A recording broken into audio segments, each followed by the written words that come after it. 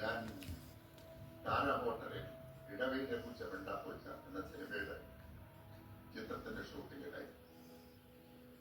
പക്ഷെ ശരവഞ്ചരൻ റിലീസ് ചെയ്യാത്തതിൽ എനിക്ക് ഭയങ്കര ടെൻഷൻ ഉണ്ടായിരുന്നു. കാരണം എന്താണ് പടമുള്ളത് അതുകൂടെ പറയാം.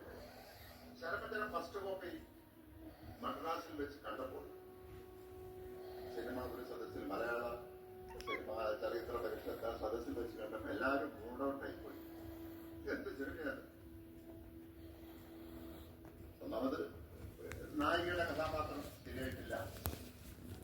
നായിക ഒരധിക ബന്ധത്തിൽ ഏർപ്പെടുന്നു, അതിരിക്കട്ടെ.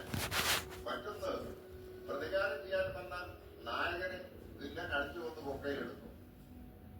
രണ്ടാമത്തേത് ഇവര് കാര്യം ചർച്ചയായി പ്രൊഡ്യൂസർമാരുടെയൊക്കെ ഇടയിൽ ഇതെങ്ങനെ പണം. അപ്പൊ എന്നോട് പിന്നെ ചിലർ പറഞ്ഞു, നിങ്ങളതിന്റെ ക്ലൈമാക്സ് ഒക്കെ മാറ്റണം, ക്ലൈമാക്സ് മാറ്റിയെടുക്കണം, അല്ലെങ്കിൽ ഇത് ശരിയാവില്ല, ഡിസ്ട്രിബ്യൂട്ടറൊക്കെ പറഞ്ഞു. അപ്പൊ ഞാനൊന്നും പറഞ്ഞില്ല. അങ്ങനെ ഈ ജയൻ എന്റെ അടുത്ത് വന്നു, ക്ലൈമാക്സ് ആണ് സാറത് അവർ പറയുന്നുണ്ട്.